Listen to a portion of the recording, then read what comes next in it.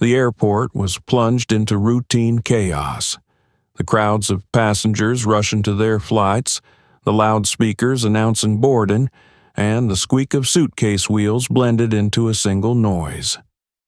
No one noticed the boy sitting by the window in the waiting room. He was about 10 years old. His skin glowed a warm shade of chocolate, and his eyes, big and shiny, seemed to want to embrace the whole world. He sat in his wheelchair, still and quiet, as if he was afraid to disturb the people around him. On his lap lay a tattered book with yellowed pages, the cover of which spoke of hundreds of hours of reading. Its title was barely distinguishable, but the boy touched it as if it were his most precious object. His clothes were simple but clean, and an old but cozy jacket was slung over his shoulders. He looked like any other child, except for the stroller, which made him even more vulnerable in this tumultuous world. A few passengers passed by without giving him a glance. Some caught a glimpse of him and then looked away, as if his presence reminded them of something they would rather not notice. The boy, however, did not look confused or frightened. His face was calm, even focused. He caught every detail around him: the light from the glass walls, the smell of freshly brewed coffee, the voice of the woman telling her child about the flight. One of the airport workers approached to help, but the boy smiled politely and refused. "I can manage on my own, thank you," he said in a soft but confident voice. That tone could have belonged to someone who had been through much more than the average child his age. There was one thing he didn't show, however: the heaviness of the stare he felt on him. The man in the pilot's uniform stood back and looked at him. The gaze was cold, assessing. Something in that gaze would have made even an adult freeze. But the boy didn't react. He continued reading his book as if he didn't notice anything around him. When his flight was announced, he calmly picked up the handles of his wheelchair and headed for the gate. Little did he know that in just a few minutes his life would change. This trip, a seemingly ordinary flight, would be the beginning of a story that he and the world would remember forever. As the boy approached the boarding gate, the atmosphere began to change. The passengers' gazes, previously focused on their phones or passports, gradually shifted to him. At first, they were quick, almost elusive glances, but soon curiosity was replaced by wariness. People didn't know how to react to the child in the wheelchair, who moved with quiet confidence, as if completely accustomed to the role. There was a pilot standing near the airplane ramp, a tall man with a bushy mustache and penetrating gray eyes that now looked at the boy with obvious irritation. His posture, hands on his hips and slightly compressed lips, gave away his displeasure. As the boy moved closer, the pilot stepped forward, blocking the way. "Where do you think you're going?" His voice sounded harsh, like a command. The boy looked up at him, his calmness going nowhere. He held out the ticket. "On this flight, sir." The pilot didn't even look at the ticket. Instead, he grinned, loud and mocking. "On this flight?" he repeated, and his words echoed off the walls. "You think I'm going to let you drag your wheelchair onto my plane?" The boy frowned, but maintained his politeness. "That won't be a problem, sir. I can transfer the stroller to the luggage compartment." "A problem?" interrupted the pilot, raising his voice. "It's already a problem. We don't need people like you here. Do you know what discipline is on board? You can't get out of that thing of yours if something happens. You're putting everyone else in danger." His words rang like thunder through the boarding hall. Passengers began to turn around. Some looked away, some looked interested, and some nodded in agreement. "Please, sir," the boy said, trying not to show how his voice trembled. "It won't take long. I've flown before." "I might have flown before," the pilot said dismissively, "but not in my airplane. I'm not going to take you and your wheelchair on board. I don't know how you're even allowed to be here."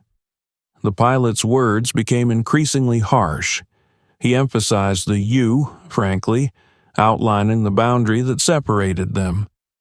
The boy felt a weight of humiliation come over him. "You can't even walk, and you already want to fly?" the pilot added, and there was a contempt in his voice that was impossible not to hear. "Go back to where you came from." The boy was silent. His hands clenched on the armrests of the stroller, but he didn't utter a word. He felt retreating behind him. The passengers began to whisper. Some quietly supported the pilot. Some looked embarrassed, but no one dared to intervene. "Get him out of here," the pilot finally barked, addressing one of the airport employees. "He's not flying. As long as I'm in charge, he won't get in the air." The boy took a deep breath. His heart was beating fast, but he held on. This was not the first time he had encountered such an attitude, but it was the first time it had been so public and cruel. His fingers slipped into his pocket where a note from his father, the Minister of Aviation, lay. But now, in front of all these people, he decided not to say anything. Not yet. His time will come. The crowd before the boarding gate froze in suspense. There was silence in the air, broken only by the clicks of phones. Someone had started filming what was happening. The pilot stepped forward, his face a look of outright contempt. He was now so close to the boy that he could feel his breath filling the space with venom and anger. "I've already said," the pilot began in a loud, commanding tone so that everyone in the room could hear. "There's no room on my plane for someone like you. This isn't public transportation or a charity event." The boy, despite his humiliation, held out the ticket again with a trembling hand. His gaze remained straight and firm, even as his fingers betrayed his excitement. "I have the right to fly like everyone else," he replied calmly, though his voice trembled slightly. "Right?" the pilot interjected sharply, his grin turning into an almost animalistic grin. "The only right you have here is to go home and stay there, with your wheelchair and—" he paused, as if savoring the moment, "with your skin color. Do you know how many safety rules we have? Your rights endanger the lives of normal people." The words "normal people" hung in the air like a slap on the cheek. A few of the passengers shrieked. Someone shrieked indignantly. But no one approached. No one intervened. The boy stared at him with a fixed face. His fingers gripped the armrest so tightly that the joints turned white. "You have no right to say that," he said at last. "I didn't choose my wheelchair or my skin color. But I am a human being, and I have a right to be here." The pilot grinned and turned to the crowd as if waiting for their support. "Did you hear that? He's a man," he said loudly, with feigned surprise, spreading his hands. "Do you know what people do? They walk on their own feet. They don't interfere with the work of the crew, and they certainly don't make us adjust to their special needs." With these words, he grabbed the ticket from the boy's hands and defiantly tore it in half. The scraps of paper fell to the floor like shards of dignity. "Now you're not going anywhere," he summarized. "You have no idea how tired I am of seeing people like you trying to get something just because they're special." The boy remained silent. He knew that every word, every attempt to defend himself now would only make his situation worse. But there was no fear in his eyes. There was something else, a quiet determination, an anger he held inside. From behind came the voice of one of the passengers, trembling with indignation. "This is unacceptable. He's just a child." But the pilot only cast an icy glance at the speaker. "You want to fly? Then get on the plane and shut up, or stay with him." He waved toward the boy as if he were not a human being but an unnecessary burden. The crowd began to move toward the gangway. People turned away as if they didn't see what was happening, as if they didn't intervene, it wasn't happening. But somewhere in the distance, someone kept filming. Someone's lens pointed at the scene. The boy lowered his eyes to the torn ticket. His fingers slipped back into his pocket. He fumbled for the note from his father and clutched it tightly, as if it were his last anchor. He didn't say anything. But the pilot, the whole crowd, and the world itself would regret not stopping it now. The passengers, as if hypnotized, walked slowly down the ramp to the plane. Each wanted to get on board as quickly as possible, away from this awkward scene, where silence was louder than any words. Each step seemed to justify their indifference, as if moving forward made them invisible to the grief of others. At the very end of the hall, a woman with a child remained standing. Her eyes darted between the boy in the wheelchair and the pilot, whose face was still twisted with anger. She leaned toward her son, whispered something to him, and straightened up again, as if she were about to say something loud and bold. But at the last moment her lips closed. She looked away and walked on, clasping her child's hand more tightly. The man in the business suit muttered to himself, "It's none of my business. I just want to get home." The airport employee standing next to him, a young man with a badge across his chest, looked distinctly uncomfortable. His hands trembled as he tried to adjust his belt, and his eyes avoided meeting the faces of both the pilot and the boy.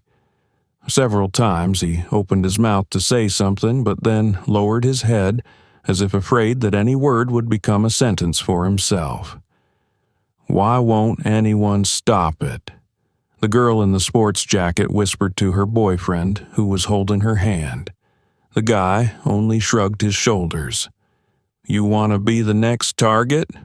That guy in the uniform looks like he'll blow the head off anyone who goes up against him. Just forget it. This isn't our flight." But not everyone was silent. Somewhere in the middle of the crowd, someone shouted, "This is outrageous." Everyone froze, waiting for someone to step forward. But the voice was quickly hushed, and no one raised their heads. It was obvious how everyone wanted to forget what was happening, how they were trying to convince themselves that their silence was not approval, but just caution. Meanwhile, the airplane crew looked around, clearly unsure of how to react. One of the flight attendants, a young woman with neat hair, quietly asked her colleague, "Is there anything we can do? This doesn't look right." But her older colleague, already with a decade of experience, only shook her head. "It's the captain. You want to argue with the captain? He decides who gets on board. We can't interfere." Through it all, the boy remained in place. His back was straight, his arms were still, but there was a glint in his eyes that few people noticed. It was the look of a man who realized none of these people would come to his aid. He was not surprised. It was familiar to him. But that glint spoke of something else. He knew that every glance, every silence was temporary, because he had already seen the silence turn into a rumble, and he knew that one day it would happen again. In the background, the passengers were still whispering. Some were taking pictures on their phones, hiding their cameras behind their backs, afraid of attracting the pilot's attention. Others were arguing quietly. "It's just a kid. How can you do that? You don't understand. Maybe he does pose a threat." All this time, the pilot looked down at the boy as if expecting him to break, to be crushed by the stares, the humiliation, and the silence of the crowd. But the boy continued to sit, motionless and calm, like a rock against the waves. And as the last group of passengers disappeared into the airplane and the gangway doors began to close, he finally let go of the armrests of his wheelchair. His gaze rested on the pilot, and in the silence, which no one dared to break, he said quietly but clearly, "You don't know who you're dealing with." His words, spoken without fear, sobered everyone who was still around.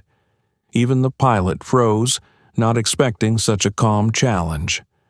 But in a second, his face was filled with contempt again. "Oh, yeah? Well, let's see how much you're messed with is worth on this earth, boy." The pilot turned and headed toward the gangway, leaving the boy alone. But the boy wasn't alone. There were still whispers and clicks of cameras in the hall, and he knew this story was far from over. When the gangway door slammed shut and the noise of the crowd began to subside, the boy was alone.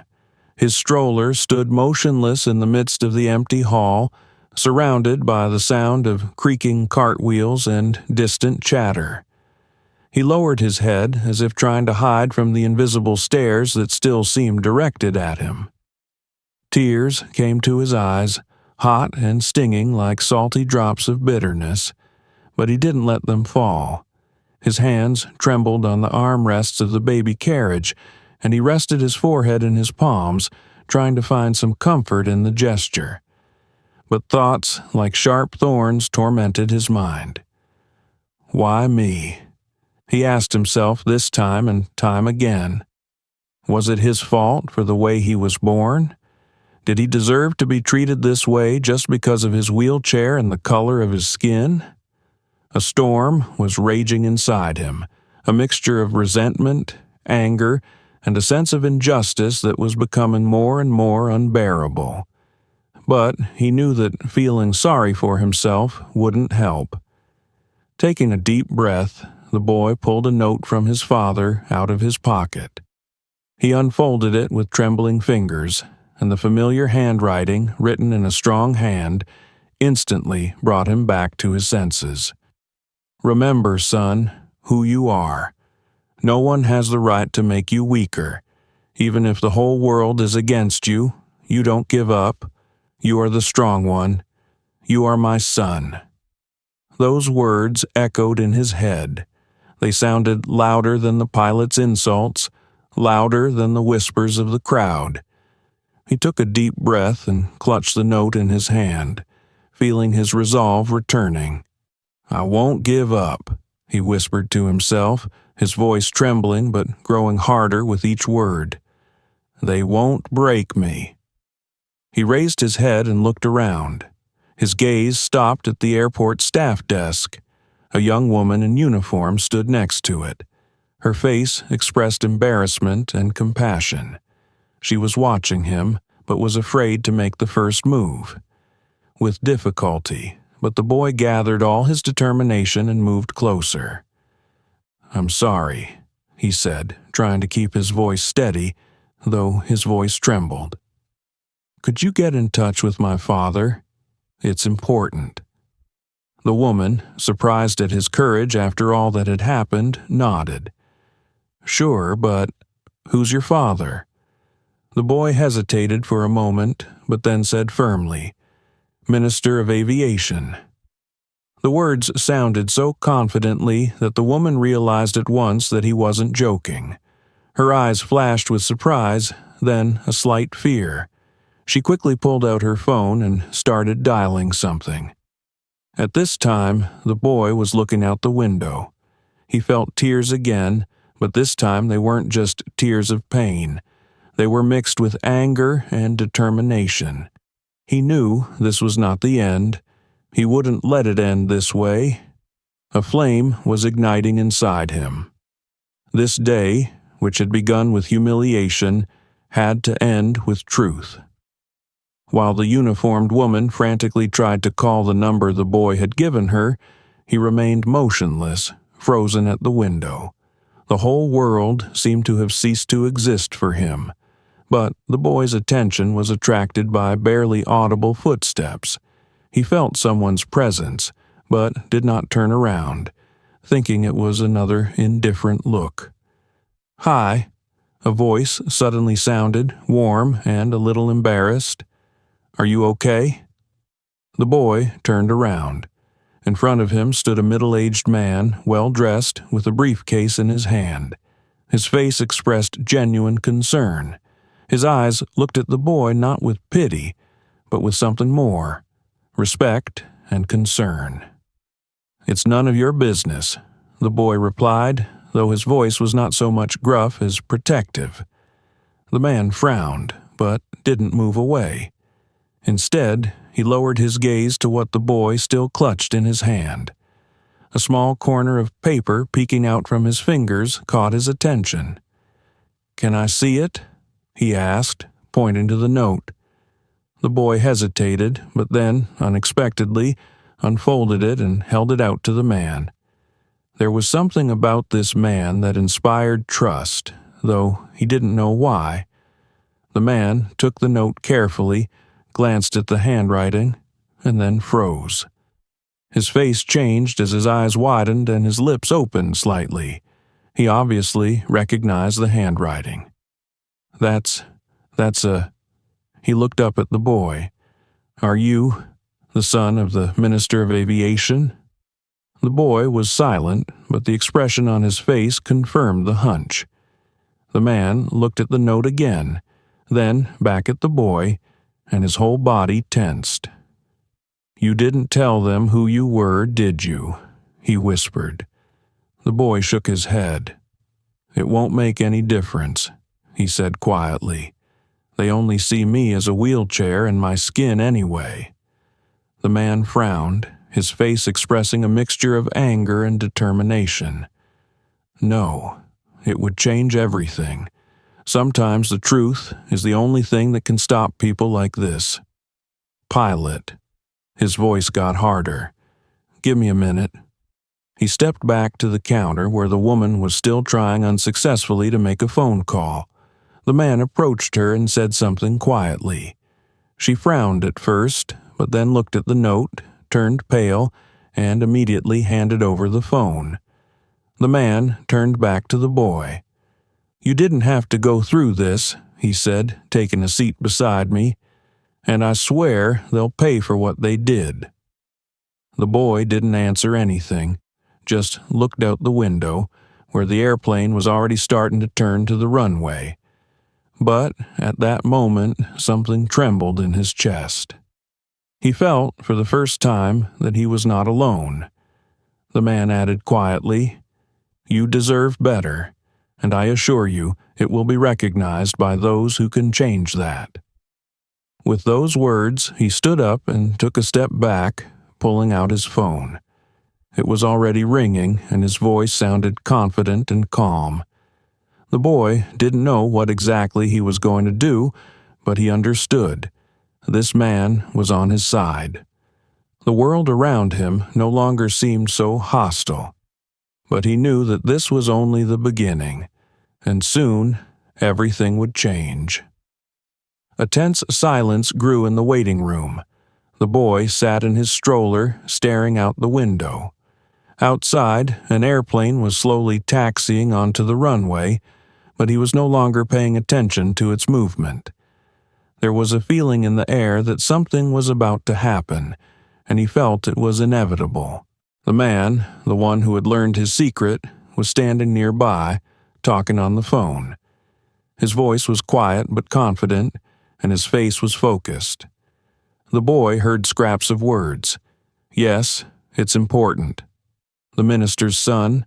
Public scandal." Each word hit like a hammer. Whatever he said, the consequences seemed inevitable. After a few minutes, the man put the phone away and returned to the boy.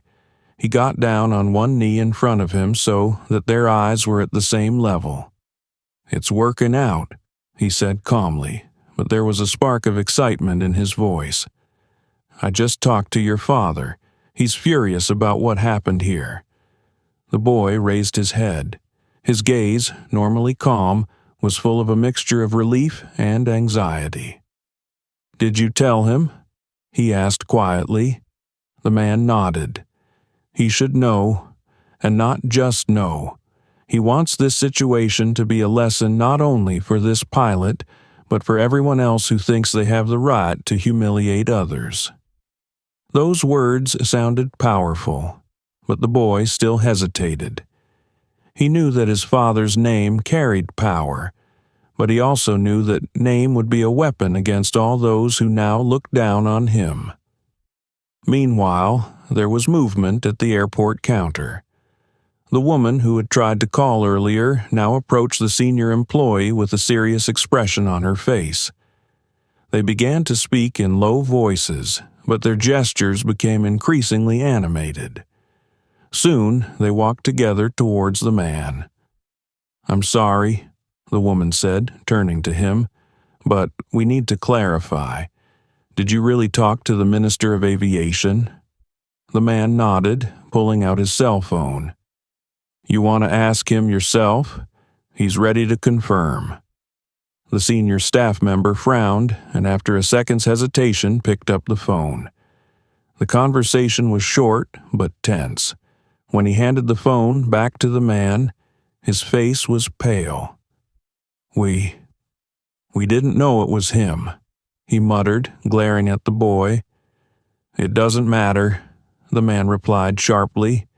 "He shouldn't have been humiliated like that, even if he was just a child. But you didn't just make a mistake. You humiliated the son of one of the most powerful men in the country." In the meantime, the boy felt the stares around him begin to thicken. The passengers who were still in the waiting room began to whisper. Some of them had already guessed that the boy was not just a passenger, but now the rumors began to spread faster.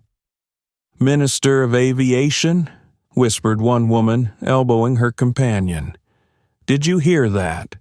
This is the son of the Minister of Aviation." Others began pulling out their phones, taking pictures of the boy and chatting. The wave of attention became more and more palpable. But the real storm broke a few minutes later. One of the airport employees, following instructions on the phone, went to the pilot, who was about to close the cockpit door. The expression on the captain's face quickly changed from smugness to bewilderment and then to fear. He objected loudly. "Are you kidding me? This is a mistake. He's just, His voice broke off as the employee handed him the phone. The conversation was short, but loud enough for those around him to hear. "Are those your orders personally, sir?" said the pilot into the phone. "Yes, sir." "Understood, sir." When he returned the phone, his face was dead pale.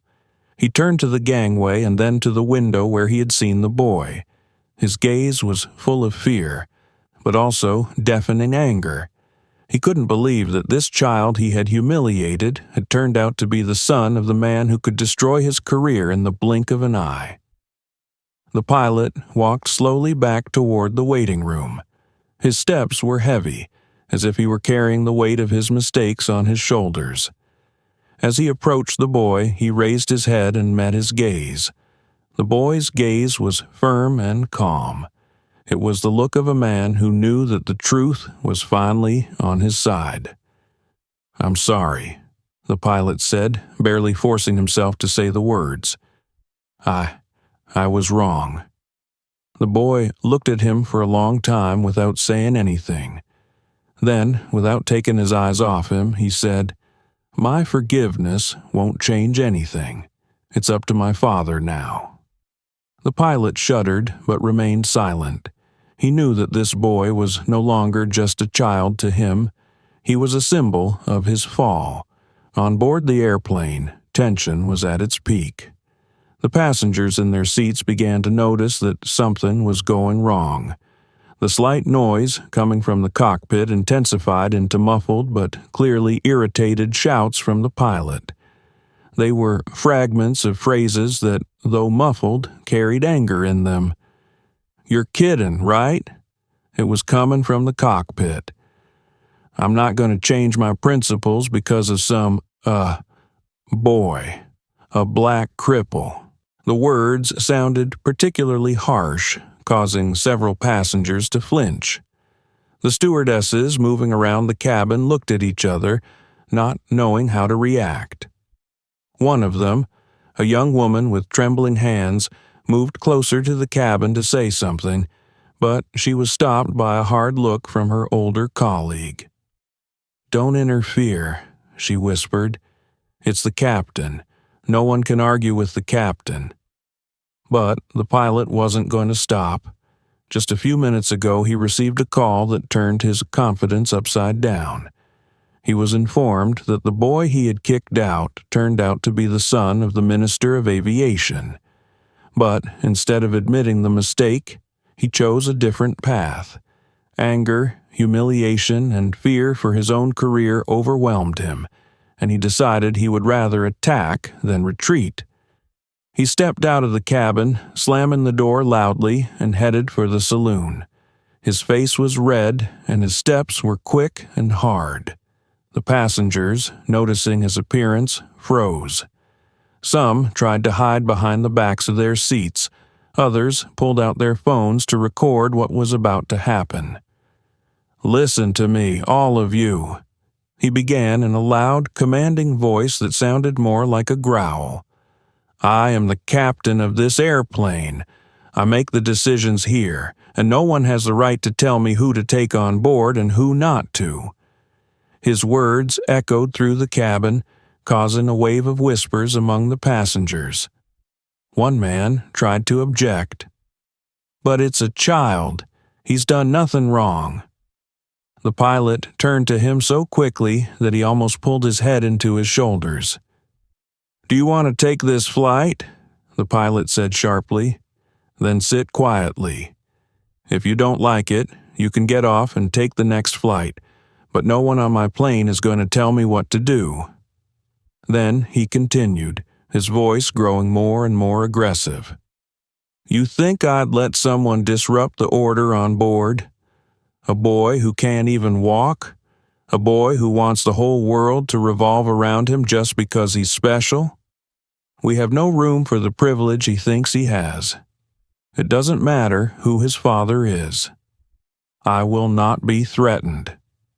His words cut the air like a knife. Some passengers sat with their mouths open, not believing they were hearing it. Others lowered their eyes, feeling helpless. Some tried to record what was happening on their phones, but the pilot noticed it. "Put that away," he shouted, pointing at the woman with the phone. "I forbid you from filming. This is private company property, and you're breaking the rules." The woman hid the phone with trembling hands, but her face expressed disgust. The tension in the cabin became almost palpable. It seemed that every passenger was afraid to make an unnecessary movement, lest they become the next target of the pilot's wrath. At that moment, a senior flight attendant approached him. Her face expressed a mixture of fear and determination. She said quietly, "Captain, please return to the cockpit. We can't continue in this condition." But the pilot turned sharply toward her and spoke so loudly that the entire cabin heard it. "Don't tell me what to do, Jenny. I know how to control an airplane and people, and if any of them think they can threaten me with connections, they are sorely mistaken." Suddenly, an intercom call sounded from the speakers. It was a voice from the control room. "Captain, you're wanted by airline management. It's urgent. Go to the nearest telephone." The pilot froze, his face tense. He realized that the call did not bode well. Under the breathless stares of the passengers, he turned abruptly and headed back to the cockpit. The cabin remained in silence, but it was deceptive. Tension was in the air. People knew that what was about to happen would change everything. The boy's mother was sitting at her desk in her spacious office overlooking the city when her phone suddenly rang. She glanced at the screen, expecting another work-related call, but instead she saw the name of a close family friend. It was a voice that never called without a serious reason. "Hello, James? Is something wrong?" she asked, covering the file folder. Her interlocutor seemed to speak hurriedly and tensely. The longer she listened, the more her face darkened and her gaze grew colder. Her fingers gripped the phone so tightly that the joints turned white. "Say that again," she demanded, her voice low but commanding. When James finished, there was a short pause. The boy's mother closed her eyes, took a deep breath, and said slowly, "Are you sure? That's what the pilot said? In front of the passengers? In front of my son?" "Yes," James replied. "We have the footage. People are already putting the videos on the internet. It's only a matter of time before there's a scandal." She got up from the table, quickly pulled her jacket off the chair, and headed for the door. She had a determination on her face that would have given anyone else the creeps. "I'll deal with it personally. Thank you for the information." She disconnected the call, but immediately called her husband, the Minister of Aviation. His voice, always calm and confident, changed instantly as soon as she told him what had happened. "Are you sure?" he asked, though there was anger in his tone. "Is it the captain of the airline? And he'd let himself say that?" "Yes," she replied stiffly. "And he's still on board, making a scene in front of the passengers. We can't just let it go. It's not just a personal insult. It's a threat to safety and reputation. If we don't intervene now, it will set a precedent for others." "I'll look into it," he said, "but I'm sure you're not just going to wait." "Of course not." Her voice turned icy. "You know me." She quickly switched to another call, connecting to the airline's senior management. Her husband's connections, his experience, and the respect she commanded had done the trick. She was immediately connected to the CEO.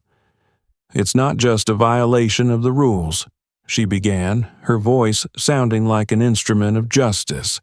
"It's an insult that goes beyond professionalism. Your pilot discriminated against a passenger, my son, and denied him the right to be treated with dignity.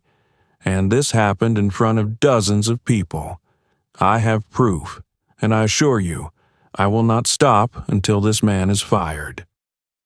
The CEO tried to calm her down, but she was adamant. Her words were not a request, but an order. "Stop this flight immediately. I want that pilot out of the cockpit, and I want his authority suspended. If that doesn't happen, I will go to court and make this case international news." A few minutes later, her phone rang again. It was the airline representative. "We have relayed your instructions, madam. The pilot will be detained on arrival. But we could settle this matter." "Settle?"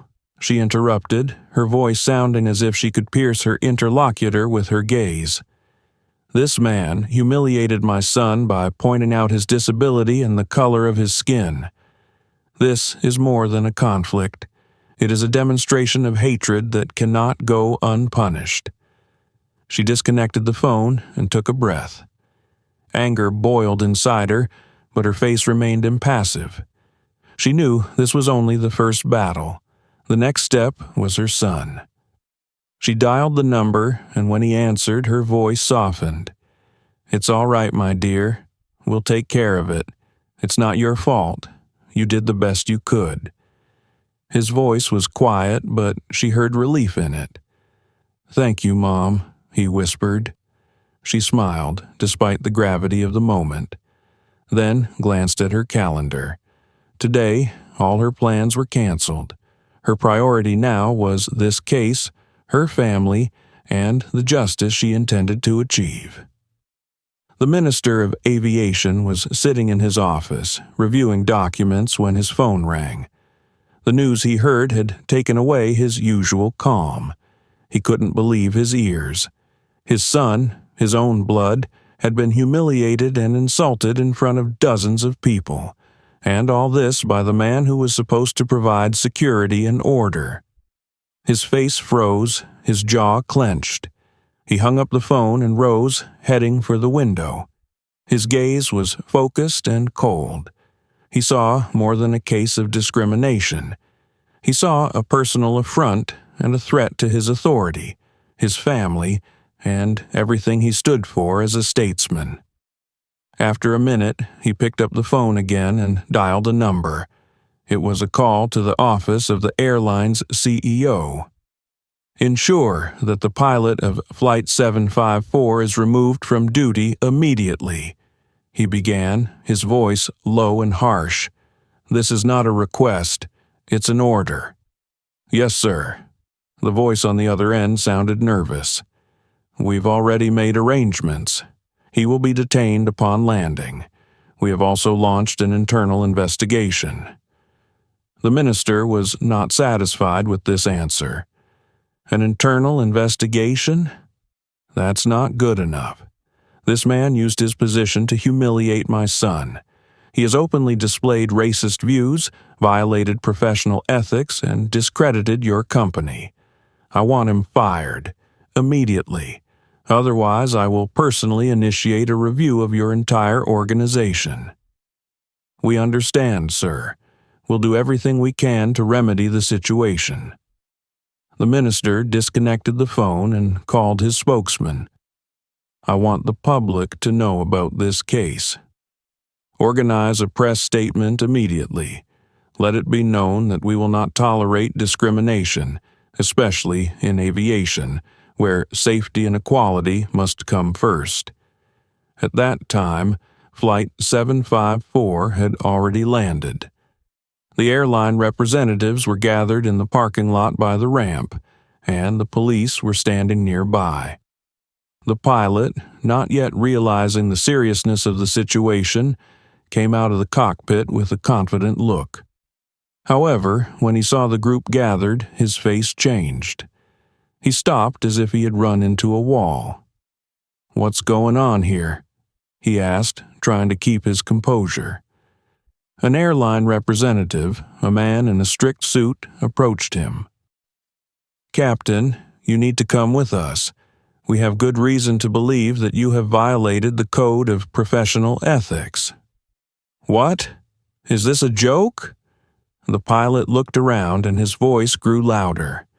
"You have no right to treat me like this. I am the captain of this flight." "You're a captain as long as you follow the rules," the representative replied coldly. "You are now under suspension pending the outcome of the investigation." The pilot tried to object, but at that moment 2 police officers approached the gangway. "Captain," said one of them, "you must come with us. We have some questions about your behavior on board." "Behavior?" screamed the pilot, losing his temper. "This is all because of some boy. Do you realize who I am?" But his words no longer mattered.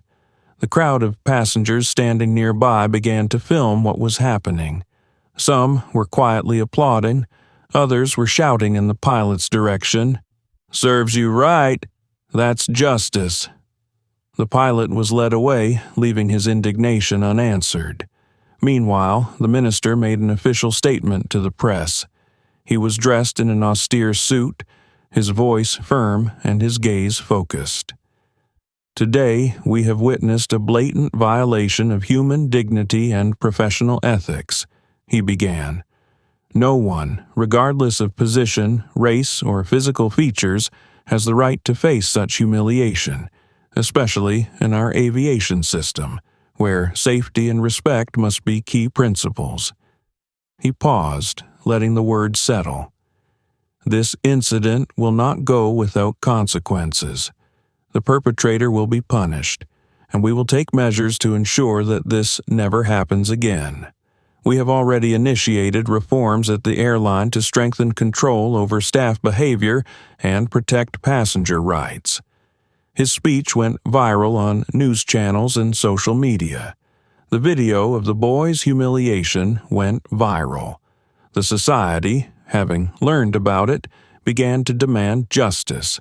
The pilot became a symbol of everything bad that was associated with discrimination and abuse of power. The next day, it became known that the pilot had been fired. His license to operate the aircraft was revoked.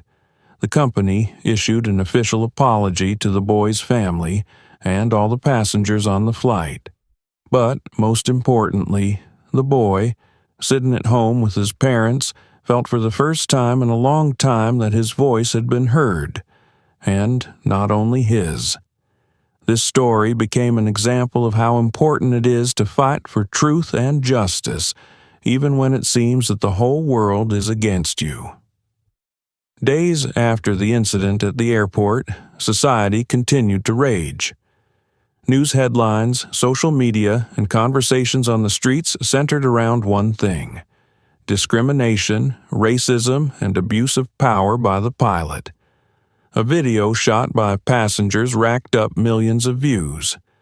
People around the world discussed how a disabled boy was the victim of humiliation and hatred, but was able to withstand the blow with pride and dignity.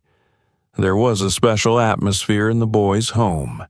His parents surrounded him with care, trying to soothe the wounds left by the incident. But the boy, sitting in an armchair in the living room, seemed calm. His eyes no longer reflected pain.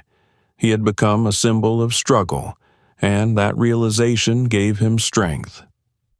One morning, a representative of the airline visited their home. He was a man in a strict suit, but his face showed genuine regret. He apologized at length, promised that the company would review its policies and train its staff so that this would never happen again. "We realize that our system has failed," he said, addressing the boy and his parents. "We are grateful to you for bringing this problem to our attention. Your story will help us to be better." The boy listened to him intently, but when he finished, he asked a question. "What about the pilot?" The man lowered his eyes. "He no longer works for our company. His license has been revoked. We have also handed over the materials to the relevant authorities. He will no longer be able to operate airplanes." There was no gloating on the boy's face, only satisfaction. It was what he wanted to hear. Justice had been served. Meanwhile, the pilot was in his apartment. His life had changed in a few days. Once a respected professional, he had become an object of hatred and contempt. His name flashed on the news and neighbors turned away when they met him.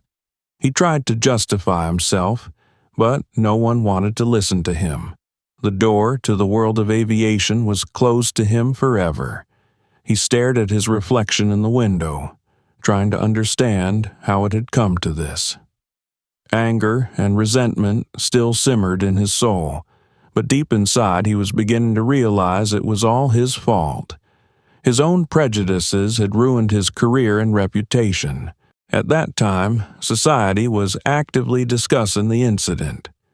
The boy's story became not just a scandal, but a catalyst for conversations about equality, discrimination, and respect for people with disabilities. Schools, universities, workplaces, everywhere people were discussing the story, trying to understand how a fairer world could be created. Many were inspired by the boy's bravery. He became an example for those who faced injustice, but were afraid to speak up. People began sharing their stories on social media, talking about their hardships and being inspired by his resilience. A few weeks later, the boy and his parents were invited to a gala event organized by the Ministry of Aviation. It was a big event that was televised. The minister, the boy's father, stood on stage and spoke about the importance of equality. that this case reminded everyone that everyone deserves respect. When the moment came, the boy stepped up onto the stage. His wheelchair slowly pulled forward and he stopped in front of the microphone. The crowd held its breath. "I didn't want to be a hero," he began, his voice clear and confident. "I just wanted to get on the plane. But this incident showed me that the world is still not perfect. But it also showed me that people can change. Thank you to everyone who supported me. I hope this story will help us to become better people." The hall erupted in applause. People rose from their seats, many wiping away tears. The boy smiled, feeling that this day would be the beginning of something new. At the exit of the event, he was stopped by a woman. She was one of those seated on the plane at the time of the incident. Her face expressed gratitude. "Thank you for your bravery," she said. "You have changed not only your life, but ours as well." The boy only nodded. He knew he had done all he could, and the world now saw him not as an invalid or a black boy, but as a man who was not afraid to fight for the truth. And that was the most important victory. Friends, this story evokes a lot of emotions and makes us think about what justice, respect, and humanity mean. We are interested to know your opinion. How do you feel about what happened? Have you ever experienced injustice or even racism in your life? Share your stories in the comments. Your opinions and experiences are invaluable to us. Every word you say matters, and together we can discuss and find ways to better understanding and equality. If this story touched you, don't forget to like and subscribe to our channel so you don't miss new important and inspiring stories.